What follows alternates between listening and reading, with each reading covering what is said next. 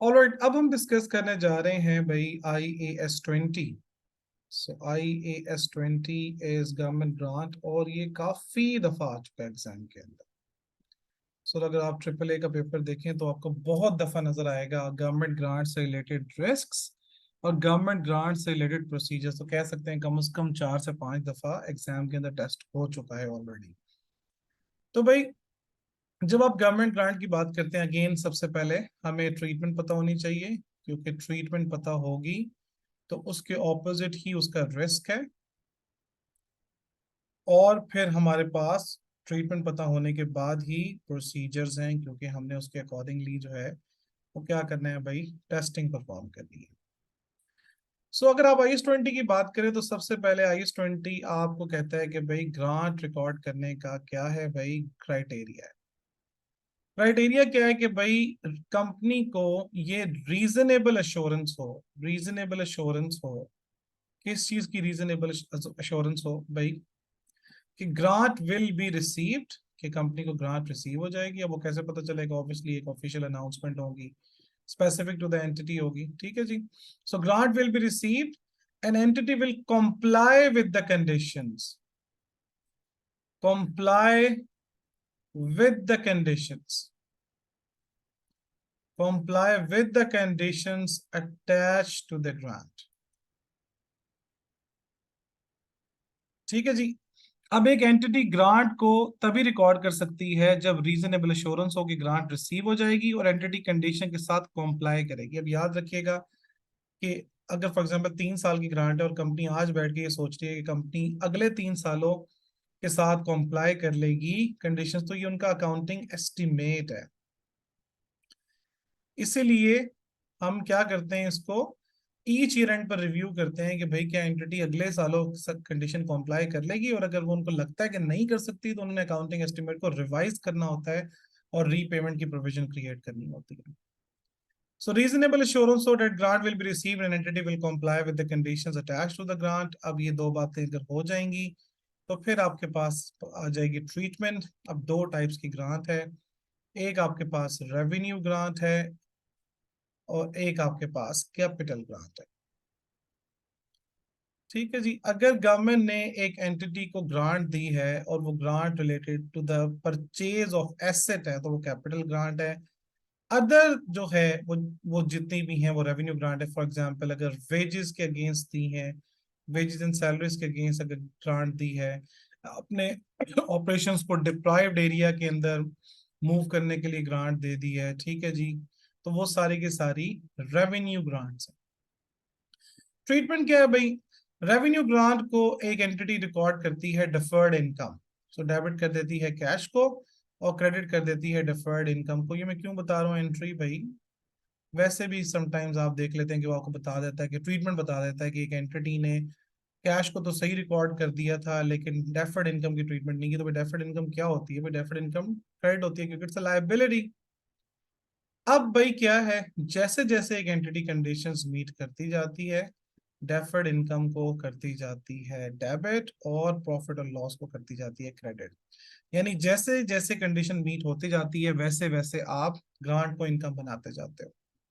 Immediately grant को income नहीं बना सकते। तो रिस्क क्या होता है कि भाई आप लिखोगे कि एज पर IAS 20 लिखने की जरूरत नहीं, डायरेक्ट ट्रीटमेंट भी लिख सकते हैं कि revenue grant should be initially recorded as deferred income and as the conditions are complied deferred income is amortised, इसको अमोर्टाइजेशन ऑफ ग्रांट कहते हैं, और इनकम रिकॉर्ड कर ली जाती है। तो there is a risk that grant may be immediately recorded resulting in the overstatement of the assets and the profits. Asset नहीं आएगा यहाँ पे रेवेन्यू ग्रांट वाले में, यहाँ पे क्या आ जाएगा, यहाँ पे resulting in the overstatement of profit आ जाएगा, ठीक है।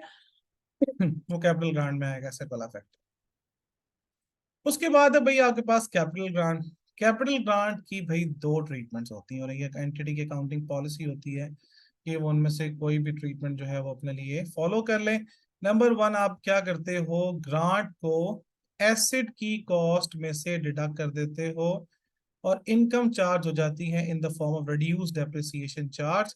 सेपरेटली आप ग्रांट को रिकॉर्ड नहीं करते, ग्रांट को एसेट की कॉस्ट में से लेस कर देते हैं। अब ये जो लेस कॉस्ट आती है इसको डेप्रिशिएट करते हैं। अब डेप्रिसिएशन के एक्सपेंस कम आएगा तो वो ऑटोमेटिकली इनकम चार्ज हो रही है। दूसरे सिनेरियो के अंदर हम एसेट को सेपरेटली रिकॉर्ड करते हैं, ठीक है जी, एसेट को सेपरेटली रिकॉर्ड करते हैं और फिर उसकी डेप्रिसिएशन रिकॉर्ड करते हैं, और ग्रांट को सेपरेटली रिकॉर्ड करते हैं, और ये वही ट्रीटमेंट है जो कि ये वाली ट्रीटमेंट है, ये सेम ट्रीटमेंट जो है वो फिर क्या की जाती है, फॉलो की जाती है, ठीक है जी। तो ये है भाई आपके पास कैपिटल ग्रांट की ट्रीटमेंट की, या तो ग्रांट को एसेट की कॉस्ट में से लेस कर देंगे, income will be charge in the form of reduced depreciation, और दूसरे में वही ट्रीटमेंट है कि एसेट को सेपरेटली रिकॉर्ड किया फिर उसको डेप्रिशिएट किया, ठीक है। और ऑब्वियसली किस पे जनाब हमने उसको डेप्रिशिएट करना है, वो जो आपके पास पीरियड है ग्रांट का उसी पे ही कर रहे हैं हम।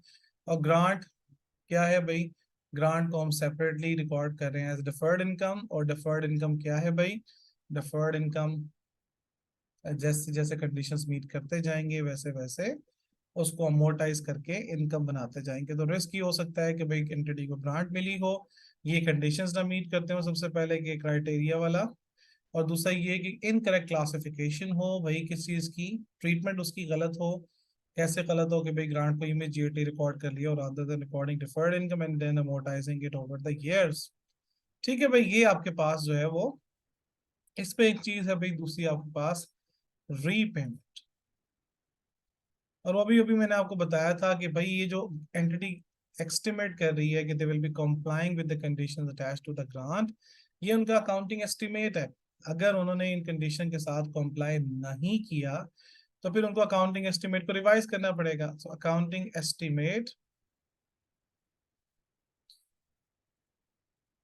शैल बी रिवाइज्ड अगर एक एंटिटी को लगता है कि भाई वो अब फर्दर कंडीशन नहीं मीट कर सकते, ठीक है भाई। तो अब देखो क्या होगा, अगर तो रेवेन्यू ग्रांट थे तो रेवेन्यू ग्रांट में क्या किया था हमने, हर साल डेफर्ड इनकम के एक पोर्शन को अमोर्टाइज करके इनकम बनाया था।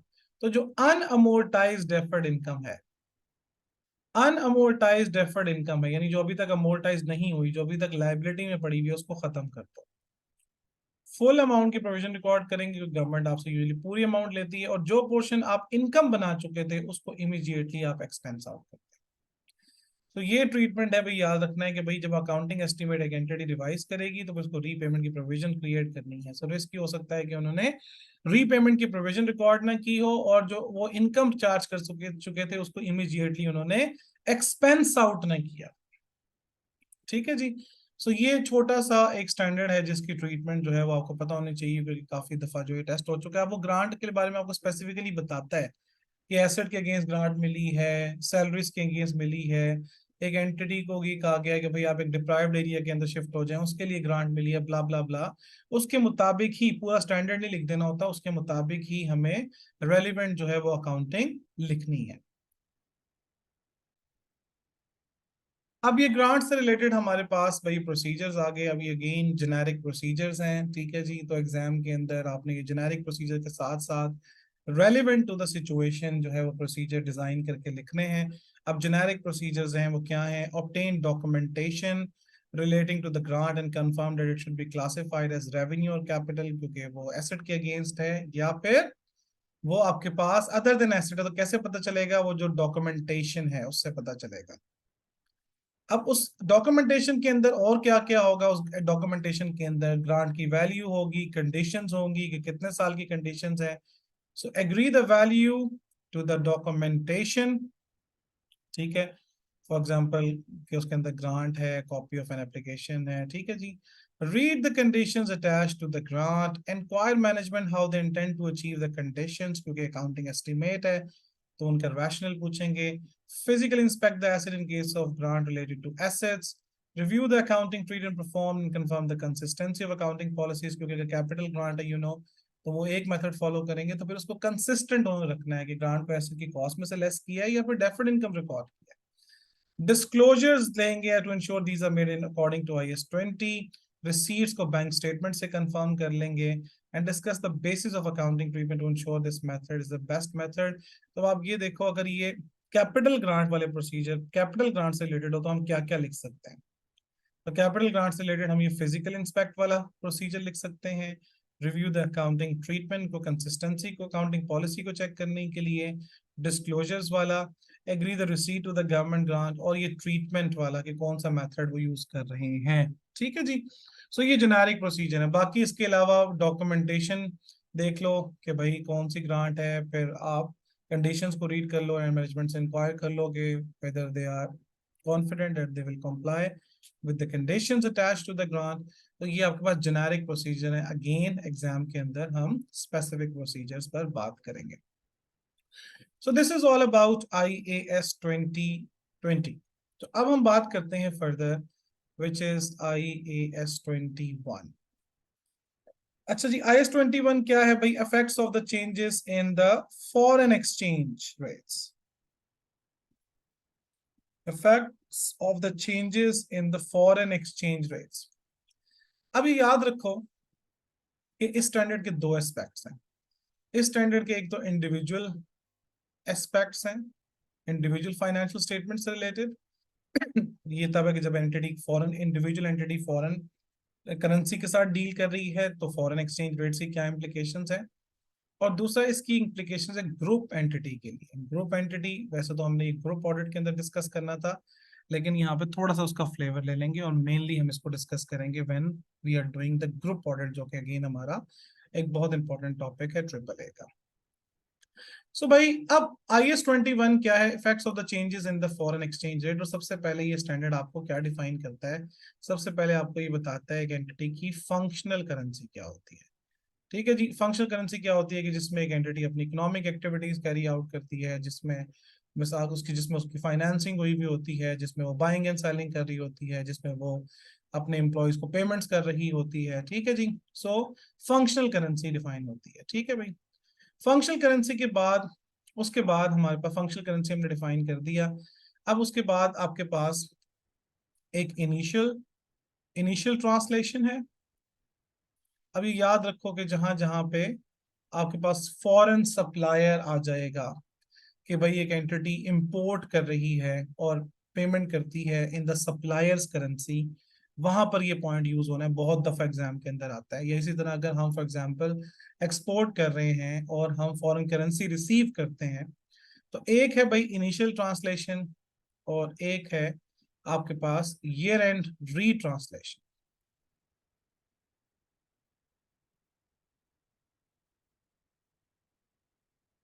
अच्छा जी, अब उसके बाद हमारे पास हमने ये देखना होता है कि भाई हमारे पास नॉन मॉनिटरी आइटम है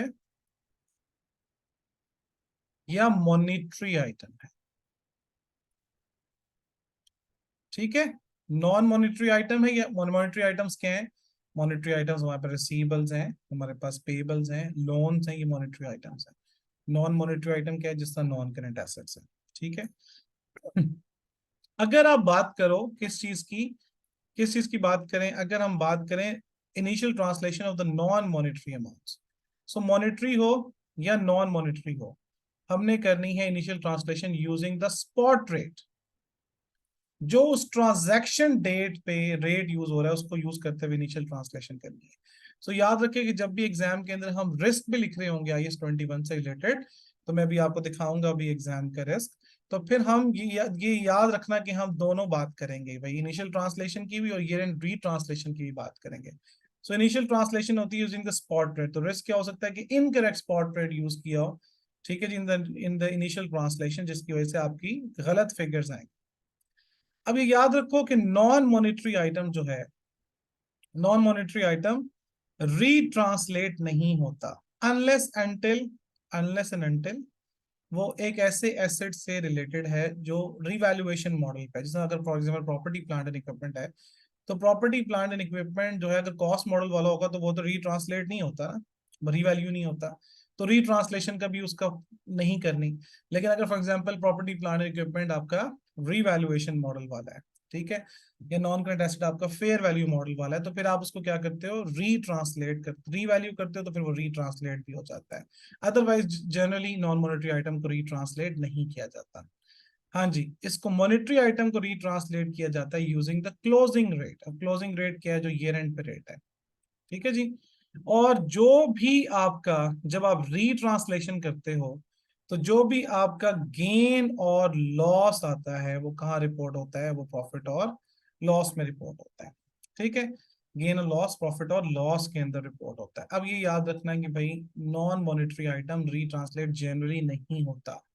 ठीक है भाई, अनलेस एंड अनटिल वो फेयर वैल्यू मॉडल पे, रीवैल्यूएशन मॉडल पे हो, तो फिर वो रीवैल्यू होता है, तो रीवैल्यू होने की वजह से वो फिर हम उसको ईयर एंड रीट्रांसलेशन कर रहे होते हैं, अदरवाइज जनरली नहीं होता। मॉनेटरी आइटम ट्रांसलेट होगा initially using the spot rate, risk of incorrect spot rate use हो सकता है, ईयर एंड पे उसकी रीट्रांसलेशन का रिस्क है कि इनकरेक्ट क्लोजिंग रेट यूज, जिसकी वजह से इनकरेक्ट गेन और लॉस जो है वो क्या हो जाएगा, वो आपके पास प्रॉफिट और लॉस के अंदर जो है वो चार्ज होगा। तो ये आपके पास जो है वो रिलेटेड है भाई, किस चीज से रिलेटेड है, ये इंडिविजुअल से रिलेटेड है। ग्रुप से रिलेटेड मैंने आपको कहा कि हम कंसोलिडेटेड फाइनेंशियल स्टेटमेंट की जब बात कर रहे होंगे ग्रुप ऑडिट में, वहां वहां इसको रिलेट करेंगे, वहां पे इसका जो रिस्क है वो फॉरेन सब्सिडरी से रिलेटेड है। तो वहां पे फॉरेन सब्सिडरी वाले जो हमारे पास अकाउंटिंग होती है कि भाई स्टेटमेंट ऑफ प्रॉफिट और लॉस को कौन से रेट्स पे, जिस तरह एवरेज रेट्स पे हमने उसको क्या करना है, एवरेज रेट्स पे उसकी ट्रांसलेशन करनी है। और इसी तरीके से जो स्टेटमेंट ऑफ फाइनेंशियल पोजीशन है, सो कंसोलिडेटेड स्टेटमेंट ऑफ प्रॉफिट और लॉस एवरेज रेट यूज करते हुए, इसका consolidated statement of financial position closing rate use करते हुए उसकी बात करेंगे हम फिर वो ग्रुप ऑडिट में जाके। अभी मेनली आपको यहाँ पे ये IS 21 से रिलेटेड मेजर रिस्क है जो कि आपको क्या होना चाहिए, पता होना चाहिए। सो देखिए, फॉरेन करेंसी ट्रांजैक्शन सबसे पहले इनिशियल रिकग्निशन का लिखेंगे कि according to IS 21 the effects of the changes in foreign exchange rates, foreign currency transaction should be initially recognized having been translated using the spot rate or an average rate if not materially different. ठीक है जी। The risk initial recognition is that an inappropriate exchange rate may be used in the translation of the amount, causing an inaccurate expense and liability being recorded in the financial statements. ये initial recognition है। ठीक है जी। अब initial recognition के साथ फिर आपके पास दूसरा रिस्क है। दूसरा रिस्क की चीज क्या है भाई, दूसरा रिस्क आपके पास है अगेन मैंने कहा रीट्रांसलेशन का। So further risk arises with the accounting treatment of balances relating, balances क्या है भाई, ये आपके monetary items। Payables denominated in a foreign currency must be retranslated using the closing rate. Any gain or loss is recorded in the profit or loss. The risk is that year-end retranslation does not take place or that an inappropriate exchange rate is used for retranslation, leading to the under overstatement of expenses and liabilities. Risk also exists relating to the transaction that is settled within the year. Obviously जिनको हमने पे of किया, तो फिर पे of करते हुए भी रिमेनिंग जो लाइबिलिटी होती है उसको रीट्रांसलेट किया जाता है, और अगेन जो भी गेन और लॉस होता है वो प्रॉफिट और लॉस में जाता है। So risk also exists relating to transaction that is settled with the, if the correct exchange gain or loss has not been included in the profit, inventory should not be retranslated क्योंकि non monetary item है, तो उसका भी risk है कि उन्होंने non monetary item को क्या कर दिया हो, रीट्रांसलेट कर दिया। So generic audit procedures क्या है भाई, audit procedures here would therefore include check that foreign currency transactions are recorded at the historic rate or initial recognition, तो हम उसको उस डेट पे क्या रेट्स हैं वो कंफर्म कर सकते हैं, आसान होता है क्योंकि हर चीज आपको अवेलेबल होती है। फॉरेक्स की मार्केट से रेट्स लिए जा सकते हैं, उसको रिकैलकुलेट किया जा सकता है। Check that monetary items included in the statement of financial position translated using the closing rate. Non-monetary items are translated at the historical rate of the exchange। वो इसकी आपने सिर्फ और सिर्फ इनिशियल मेजरमेंट की जो है वो हमने बात करनी है। तो ये IS 21 अगेन ये वो स्टैंडर्ड है जो कि हमें बहुत कॉमनली नजर आता है, क्योंकि अक्सर औकात ही वो जिक्र कर देता है एग्जाम के अंदर कि हाँ भाई ये क्या कर रहे हैं, ये भाई अपनी एक्सपोर्ट्स कर रहे हैं, इम्पोर्ट्स कर रहे हैं, और सप्लायर को फॉरेन करेंसी में पे कर रहे हैं, डॉलर रिसीव कर रहे हैं, फॉरेन करेंसी के अंदर लोन्स एटसेट्रा एटसेट्रा, इस तरह की बातें आपको एग्जाम के अंदर देखने को मिल जाती है। ठीक है भाई, उसके बाद एक और जो इंपॉर्टेंट स्टैंडर्ड है जो कि अगेन हमें नजर आता है, विच इज IAS 23, जो हमारे पास क्या है भाई, बोरिंग कॉस्ट। ठीक है जी। बोरिंग, ये जो अभी स्टैंडर्ड्स हम पढ़ रहे हैं ना इस सीक्वेंस में, जिस तरह अभी हमने IS 20 डिस्कस किया, 21 डिस्कस किया, 23, अगला 24 है। ये वो ट्रांजैक्शन, ये वो स्टैंडर्ड्स हैं जो कि आपको रूटीन के अंदर एग्जाम के अंदर जो है जो नजर आते हैं। ठीक है। अब IS 23 बोरिंग कॉस्ट, अब हमें पता है कि if the loan is taken to construct a qualifying asset, तो अगर एक qualifying asset which takes substantial time to get ready for its use और सेल, सो क्वालिफाइंग एसेट के लिए अगर आपने क्या लिया है, लोन लिया है, और रेडीमेड एसेट याद रखें क्वालिफाइंग एसेट नहीं होता। क्वालिफाइंग एसेट कोई भी वैसी चीज हो सकती है, बायो प्लांट्स हो सकते हैं, इनटेंजिबल एसेट्स भी हो सकते हैं, आपकी इन्वेंट्री भी हो सकती है। इन्वेंट्री जब हम लेते हैं नाम, तो हमारे माइंड में आता है कि यार फॉर एग्जांपल कोई छोटी मोटी चीजें होंगी, नहीं यार, अगर आप फॉर एग्जांपल हैवी मशीनरी बना के सेल करते हो तो वो इन्वेंट्री बड़ी भी होती है। और अगर हैवी मशीनरी बनाने के लिए लोन ले रहे हो तो वो भी क्वालिफाइंग एसेट होता है, ठीक है, उसके लिए भी लोन वाली EIS 23 की एप्लीकेशन अप्लाई होती हैं। इंटेंजिबल्स के लिए भी होती हैं, ठीक है, असेंबली लाइंस के लिए भी होती हैं, बायो प्लांट्स के लिए भी होती हैं। सो क्वालिफाइंग एसेट के लिए अगर एक एंटिटी ने लोन लिया है, अब उस लोन पर एंटिटी ने क्या पे करना होता है? इंटरेस्ट। सो अगर लोन लिया है तो वो जो इंटरेस्ट है relevant to the construction period,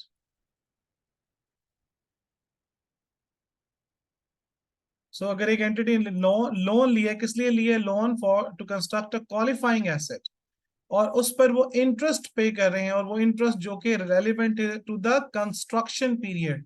क्या मतलब इस बात का? भाई ये देखो, स्टैंडर्ड आपको बताता है कि आपने बोरिंग कॉस्ट को कमेंस कब करना है, स्टार्ट कब करना है। तो स्टैंडर्ड कहता है कि भाई आप ये देखेंगे क्या नेसेसरी एक्सपेंडिचर हो गया, क्या लोन ले लिया है, क्या कंस्ट्रक्शन स्टार्ट हो गई है, ठीक है जी। तो all of the criteria is met कि लोन भी ले लिया हो, कंस्ट्रक्शन भी स्टार्ट हो गई। अगर आपने लोन ले लिया, कंस्ट्रक्शन स्टार्ट नहीं हुई, तो आप कैपिटलाइजेशन स्टार्ट नहीं कर सकते बोरिंग कॉस्ट की। अगर आपने फॉर एग्जांपल कंस्ट्रक्शन स्टार्ट कर दिए, लोन ले लिया, तो जब से लोन लेंगे तब से आप उसको क्या करेंगे? आप उसको कैपिटलाइज करना स्टार्ट करेंगे। तो अगर आपने लोन लिया है फॉर द क्वालिफाइंग एसेट, और तो वो बोरिंग कॉस्ट, अभी बोरिंग कॉस्ट के अंदर क्या क्या चीजें हैं? बोरिंग कॉस्ट के अंदर जो आपकी इंटरेस्ट की कॉस्ट है, वो जो लोन्स लेने के लिए आपकी कॉस्ट थी, फिर आपके पास जो प्रीमियम्स आप लोन्स पे कर रहे हैं वो भी, और इसी तरीके से अगर आपका लोन फॉरेन करेंसी के अंदर है तो फॉरेन करेंसी की मूवमेंट्स अगर आती हैं उसकी वजह से आपकी इंटरेस्ट बढ़ जाता है, वो भी, वो सब बोरिंग कॉस्ट है। तो वो इंटरेस्ट कॉस्ट जो कि relevant to the construction period है, उसको हमने क्या करना है? उसको हमने कैपिटलाइज करना है। हमने से मुराद भाई जो एंटिटी होगी, अगर उन्होंने लोन लिया है, हम तो ऑडिटर हैं, अगर उन्होंने लोन लिया है तो कंस्ट्रक्ट क्वालिफाइंग एसेट, तो interest cost, borrowing cost which is relevant to the construction period should be capitalised. वो एसेट की कॉस्ट का पार्ट होना चाहिए, ठीक है भाई। ये पूरी ट्रीटमेंट लिखेंगे जहां पर भी हमें IS 23 का पॉइंट आता है कि लोन लिया हुआ है असेंबली लाइंस के लिए, लोन लिया हुआ है प्लांट एंड मशीनरी के लिए, ठीक है जी। तो वहां पर याद रखना खुद ही जहन में, अब वो ये टर्म नहीं यूज करेगा बोरिंग कॉस्ट, वो ये कहेगा कि एंटिटी ने लोन लिया है और the purpose of the loan is to construct the warehouse, is to build their assembly lines. वहां पे आप देख लेना कि भाई IS 23 वाला पॉइंट आता है। अब रिस्क क्या होता है भाई? रिस्क ये होता है कि भाई उन्होंने इनकरेक्ट बोरिंग कॉस्ट को कैपिटलाइज किया हो, क्योंकि कंस्ट्रक्शन पीरियड से रेलिवेंट ही सिर्फ आपने बोरिंग कॉस्ट को कैपिटलाइज करना है। और अगर ड्यूरिंग द कंस्ट्रक्शन पीरियड आपने कोई टेम्परेरी इन्वेस्टमेंट कर दी, मिसाल के तौर पे आपने कोई 10 मिलियन का लोन लिया, आपको 2 मिलियन उस टाइम नहीं चाहिए था, वो आपने शॉर्ट टर्म के लिए कहीं पे इन्वेस्ट कर दिया, तो वो जो ड्यूरिंग द कंस्ट्रक्शन पीरियड आपको रिटर्न आया है, वो आप बोरिंग कॉस्ट में से लेस करके जो नेट अमाउंट आएगी आप उसको कैपिटलाइज करते हैं। तो इस स्टैंडर्ड में और कोई चीज नहीं है। और ये भी याद रखना कि जब कंस्ट्रक्शन कंप्लीट हो जाती है और एसेट आपका मेजर कंस्ट्रक्शन कंप्लीट हो जाती है, ठीक है जी, और एसेट रेडी फॉर यूज हो जाता है, आपने कब इस्तेमाल करना शुरू किया ये नहीं, जब मेजर कंस्ट्रक्शन कंप्लीट होगी, एसेट रेडी फॉर यूज हो गया, तो जो आपकी कैपिटलाइजेशन है वो सीज कर जाती है। और अगर for example during the construction period कोई स्पेसिफिक टाइम पीरियड के लिए कंस्ट्रक्शन जो है वो सस्पेंड हो जाती है, हॉल्ट हो जाती है, तो फिर हम क्या करते हैं? हम उस पीरियड के जो कैपिटलाइजेशन है वो नहीं करते, वो भी सस्पेंशन होती है उस पीरियड की। हम फॉर एग्जांपल 2 महीने के लिए कंस्ट्रक्शन रुक गई तो 2 महीने हमने कैपिटलाइज बोरिंग कॉस्ट के नहीं करने होते। सो देखिए भाई, there is a risk that basic criteria of capitalisation is not met. वो हमने कहा कि जो सिर्फ और सिर्फ क्वालिफाइंग एसेट से रिलेटेड कर सकते हैं, और वो भी construction cost, borrowing cost relevant to the construction period, that is when entity borrows money specifically to acquire construct a qualifying asset, all of the actual borrowing cost incurred less any income from the temporary investment must be capitalized, जो मैंने अभी आपको temporary investment की बात की। So there may be the risk of incorrect expense being capitalized or in cost. Incorrect interest rate being used in the calculation of the interest, क्योंकि जहां पर हमारे पास मल्टीपल लोन्स होते हैं वहां पर एक एंटिटी को weighted average cost of capital, specific loan asset के लिए तो स्पेसिफिक लोन्स होते हैं ना, वो आसान होता है। लेकिन अगर आपके पास मल्टीपल लोन्स इन प्लेस हैं और मल्टीपल एसेट उससे फाइनेंस हो रहे हैं, तो फिर weighted average cost of capital लिया जाता है, वैक जिसको बोलते हैं। तो वो जो वेटेड एवरेज की कैलकुलेशन है वो गलत हो सकती है, ठीक है जी। तो वो where money is borrowed centrally from a number of sources and to fund a number of projects, the borrowing cost be capitalized as part of based on the weighted average cost of X जिसको बोलते हैं. So there is a risk of interest being capitalized for wrong period, क्योंकि मैंने आपको बताया जो period halt हो गया, सस्पेंडेड पीरियड है, उसको आपने कैपिटलाइज नहीं करना, और फिर जब आपकी एसेट अवेलेबल फॉर यूज हो जाए तो आपने क्या करना है भाई, सीज कर देनी है कैपिटलाइजेशन. So again भाई, so we have the generic procedures. Generic procedures क्या हैं? Again generic procedures को याद रखेंगे ताकि अगर एग्जाम के अंदर आते हैं तो उसको मजीद केस स्टडी के साथ लेके 3-4 पॉइंट यहाँ से उठाए, 3-4 specific to the case study, इतना ही मांगे होते हैं, 5-6 एग्जामिनर ने वो लिख दिए. Interest can often B audited bye analytical procedures, और एनालिटिकल प्रोसीजर अप्लाई करेंगे हम, ठीक है जी. फॉर एग्जांपल अगर आपको पता है कि पहले भी ये कॉस्ट इनकर हो रही है तो प्रीवियस ईयर से उसको कंपेयर कर सकते हैं, ठीक है जी. अब इनको इनको लोन मिला कितना है, लोन एग्रीमेंट से वेरीफाई करेंगे, उसको कंपेयर कर लें बैंक स्टेटमेंट के साथ कि वही फिगर आ रही है. इंटरेस्ट भी लोन एग्रीमेंट के अंदर लिखा हुआ है, फिर बैंक स्टेटमेंट से देखें क्या वही इंटरेस्ट की फिगर पे हो रही है, ठीक है जी. Interest is directly attributable to the construction period of capitalisation को रिव्यू करें, उसको रिकैलकुलेट भी कर सकते हैं, और एसेट मैनेजमेंट से पूछें कि अवेलेबल फॉर यूज हो गया है कि नहीं, क्योंकि अब आपकी कैपिटलाइजेशन सीज हो जानी चाहिए, ठीक है जी. सो ये याद रखिएगा भाई, मैंने आपको रिस्क भी आपके साथ रिस्क डिस्कस कर लिए कि इनकरेक्ट अमाउंट कैपिटलाइज हो जाए जो कंस्ट्रक्शन पीरियड से रिलेटेड ना हो, आपके पास इनकरेक्ट इंटरेस्ट रेट यूज हो जाए, specifically when you have multiple loans in place, in that case you need to calculate the weighted average cost of capital. और फिर मैंने आपको बताया रिस्क रिलेटेड के भैया एसेट अवेलेबल फॉर यूज हो गया, स्टिल कैपिटलाइजेशन कंटिन्यूड है जबकि वो सीज होनी चाहिए. अगर कोई सस्पेंडेड पीरियड है तो उसको कैपिटलाइज नहीं करना. और बोरिंग कॉस्ट लोन है तो इसमें लोन वाले प्रोसीजर भी आएंगे कि लोन एग्रीमेंट देखो, अमाउंट देखो कि जितनी लोन में है उतनी अमाउंट बैंक स्टेटमेंट में रिसीव हो चुकी है.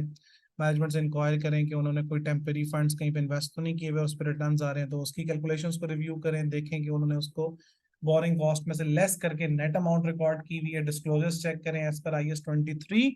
तो भाई देखो, अगर आपको ट्रीटमेंट याद होगी तो जिस तरह बार बार मैं कहता हूँ उसी तरीके से आपको समझ आती जाएगी. उसके बाद भाई लास्ट स्टैंडर्ड जो सीक्वेंस के अंदर हम डिस्कस कर रहे हैं, डेट इज IAS 24, जो कि हमारे पास रिलेटेड पार्टीज है. अब ये याद रखो कि अगेन जिस तरह पिछले स्टैंडर्ड में मैंने आपको एक बात बताई कि वो बोरिंग कॉस्ट के टर्म यूज नहीं करता, आपको ये बताता है कि एंटिटी ने लोन लिया हुआ है और लोन का पर्पस बता देता है, तो वहां से हमने देखना होता है अच्छा भाई ये तो क्वालिफाइंग एसेट से रिलेटेड है, एसेट से रिलेटेड है, PP से रिलेटेड है, तो हम कहते हैं कि चलो यार यूजली PP से रिलेटेड वो आपको बताता है कि असेंबली लाइंस है, प्लांट एंड मशीनरी है, ब्ला ब्ला. तो हमें आ जाता है कि भाई IAS 23 यहाँ पर लिखना है.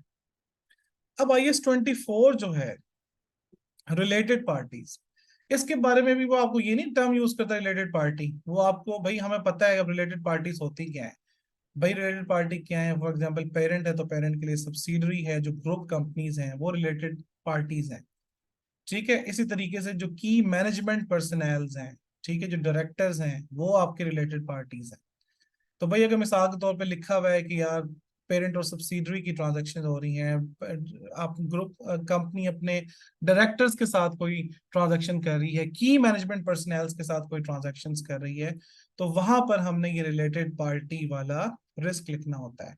सो आपके पास ये जो ग्रुप कंपनीज हैं तो ये आपस में भाई क्या है भाई, these are the related parties. Group companies related parties हैं भाई, ठीक है जी. इसी तरीके से आपके पास ये पेरेंट सब्सिडरी एसोसिएट्स आ गया, जॉइंट वेंचर्स आ गया. इसी तरीके से आपके पास की मैनेजमेंट पर्सनल,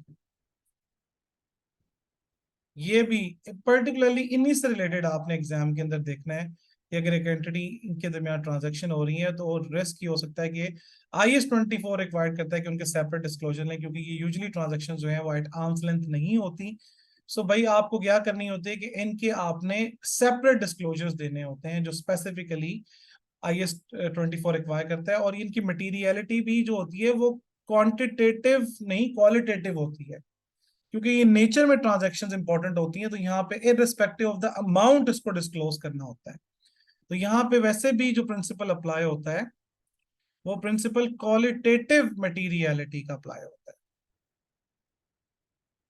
ठीक है, क्वालिटेटिव मटीरियलिटी का प्रिंसिपल जो है वो यहाँ पे आपके पास अप्लाई होता है। तो भाई रिस्क मैंने आपको बता दिया, रिस्क वही है कि वो जो डिस्क्लोजर्स हैं वो एज पर IAS 24 प्रोवाइड ना किए हैं। और प्रोसीजर्स के अंदर अगेन दोबारा देखें, these are the generic procedures. Review the notes to the financial statement, क्योंकि डिस्क्लोजर से स्टैंडर्ड है तो हम पहले सबसे पहले नोट्स ही चेक करेंगे। Review the notes to the financial statement to confirm that sufficient disclosure has been made to comply with the IAS 24 requirements. Review the relevant invoices raised to related parties and agree to the receivable ledger to confirm the amount which is outstanding. Review the board minutes to confirm the transactions are appropriately authorized. Obtain the written representation from management stating the management disclosed to the auditor the identity of entity, related parties, and all related party relationships, and their management has appropriately accounted for and disclosed all the related parties of IAS 24 according to IAS 24। ठीक है भाई, सो ये आपके generic audit procedures हैं, बाकी specific to the exam होंगे, specific to the case study.